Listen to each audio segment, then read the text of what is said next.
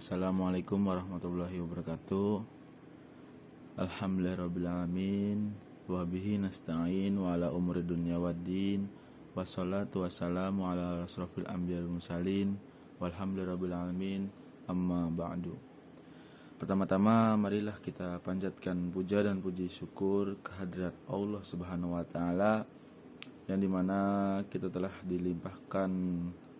diberikan nikmat beribu-ribu nikmat, yakni terutama nikmat kesehatan dan nikmat ihsan.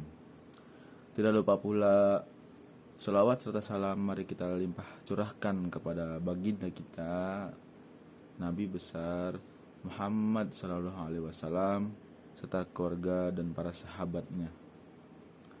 Yang terhormat selaku dosen pengampu Pak Babai Barmawi Adnan dengan mata kuliah komunikasi organisasi kelompok. Saya di sini akan menjelaskan fungsi-fungsi manajemen. Sebelumnya, perkenalkan nama saya Sultan Abdan Sakuro, NIM 200830219193. Asal jurusan komunikasi KPI 3E. Fungsi manajemen menurut para ahli, secara sederhana fungsi manajemen adalah proses dinamis yang meliputi banyak elemen dan kegiatan. Menurut George Robert Terry adalah tokoh yang dikenal sebagai pelopor istilah fungsi manajemen. Dalam bukunya yang berjudul Principle of Management, George R.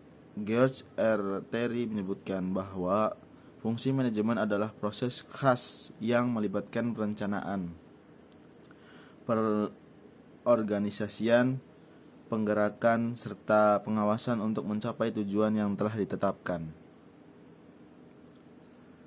Lanjut, fungsi manajemen ini ada 4, dibagi dengan 4. 1. Planning. Apa itu planning? Planning adalah perencanaan atau proses perencanaan. Dalam fungsi manajemen adalah tentang bagaimana perusahaan menetapkan tujuan lengkap dengan cara dan strategi untuk mencapainya.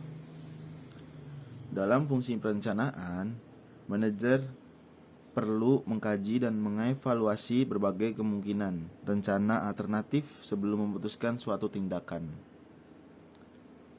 Perencanaan dalam fungsi manajemen adalah proses penting mengingat planning merupakan langkah awal yang dapat mempengaruhi aktivitas perusahaan ke depannya.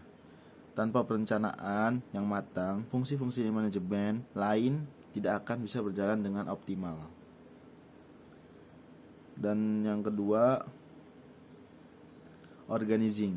Organizing atau proses pengorganisasian adalah 4 fungsi manajemen menurut para ahli yang berfokus pada pengaturan sumber daya fisik dan manusia yang perusahaan miliki guna merealisasikan rencana tujuan. Biasanya fungsi organizing dipakai untuk mengelompokkan seluruh alat tugas, orang maupun wewenang yang ada untuk tujuan pemenuhan rencana. Proses pengawasan dilakukan oleh manajer secara mudah dengan memanfaatkan fungsi pengorganisasian. Manajer dapat menentukan anggota kelompok, penanggung jawab, hingga jenis dan klarifikasi tugas melalui fungsi organizing. Lanjut, yang ketiga, actuating and directing. Actuating and directing atau fungsi pengarahan merupakan usaha untuk menghasilkan kinerja yang lebih aktif dan efisien dengan menciptakan suasana kerja yang dinamis. Untuk mewujudkannya, berikut beberapa kegiatan yang biasa dilakukan fungsi pengarahan. 1. Bimbingan serta pemberian motivasi terhadap tenaga kerja. 2. Sosialisasi tugas dan seluruh kebijakan dengan jelas. 3. Penjelasan tugas pekerjaan secara rutin.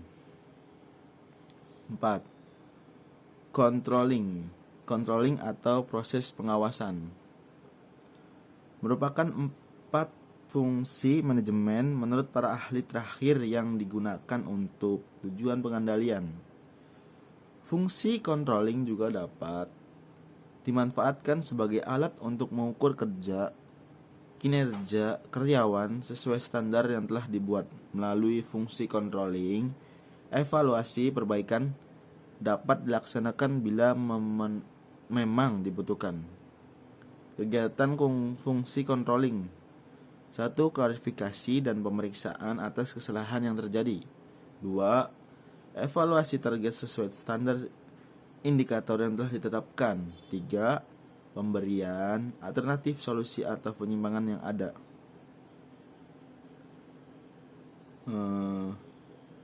Untuk merealisasikan fungsi controlling dengan efektif, berikut beberapa hal yang perlu diperhatikan, yakni 1. Scheduling atau jadwal, penetapan waktu pengawasan sesuai dengan semestinya. 2.